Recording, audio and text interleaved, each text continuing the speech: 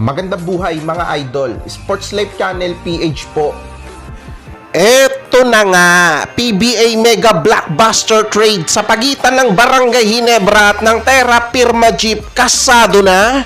Sumasabog ngayon ang balita na itong mga bigating mga players ng Barangay Ginebra na sila Christian Stanharinger at si Stanley Pringle bibitawan na ng mga taga-barangay at ang napipisil daw na ipalit sa dalawang mga bigating mga players na yon ang dynamic duo naman ng Terra Firma Jeep na sila Stephen Holt at si Isaac Go. Hindi pa man opisyal na nangyayari ang sinasabing Mega Blockbuster Trade na yon, tila ba nagpapaalam na sa mga teammates niya sa Barangay Ginebra itong si Stand. Kung ikaw Ginebra fan, mapapaisip ka kung bakit isinama sa trade itong si Double Dozer. Kung titingnan natin yung mga stat ni Stand, sa katatapos pa lang na 48 season ng PBA, sobrang napaka-impresibo, diba? Sa sobrang impresibo nga ng nilalaro niya ngayon, as of now, pumapangalawa siya kay Junmar Fajardo sa botohan para sa 48 season MVP ng PBA.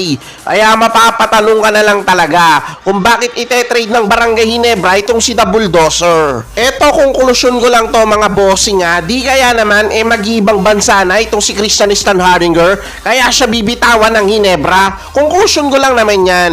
Anyway, kung sisilipin naman natin yung sinasabing mga players na di umano makakasama sa malakiang trades na yon, yung Stanley Pringle mukhang hindi na nakakagulat na bibitawan na nga siya ng Barangay Ginebra kasi nga nagkakaedad na rin siya. Dumadalas na rin yung pagtama ng mga injury sa kanya. Saka pansin na rin naman na hindi na katulad ng dati yung laruan ni Pringle ngayon.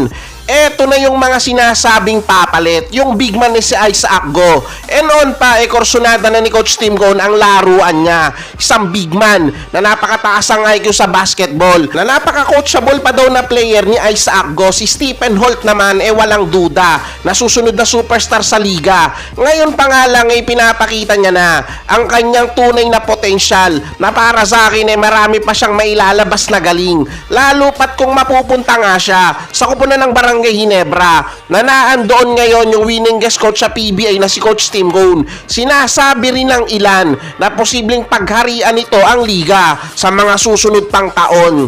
Ngayon walang duda na siya ang hihiraking bilang Rookie of the Year dahil yan sa napakahusay na ipinamalas niya sa kanyang rookie year. Ako mga bossing, hindi ako magpapakabayas dito para sa akin ang pangsarili kong konklusyon, kung si Stand maglalaro pa rin sa PBA after na maikasa nga yung sinasabing trades na yon, kahit pa paano may laban pa rin ng Terra Firma. Kaso nga lang, mukhang walang katiyakan na itong si Christian Stanharinger mananatili pa rin sa liga. Kung magaganap nga ang trades na yon, mananatili na napakalakas na kupunan pa rin ng Barangay Ginebra. Pero magkukulang naman sila sa big man kasi nga iba yung laruan ni Stand kumpara doon kay Isaac Go. Pero may bulong-bulungan pa rin na lumalabas na di umano humahanap pa rin itong Barangay Ginebra ng isang premyadong big man. O kayo mga bossing, tatanungin ko naman kayo, ano ang nababasa nyo sa sinasabing posibleng mega blockbuster trade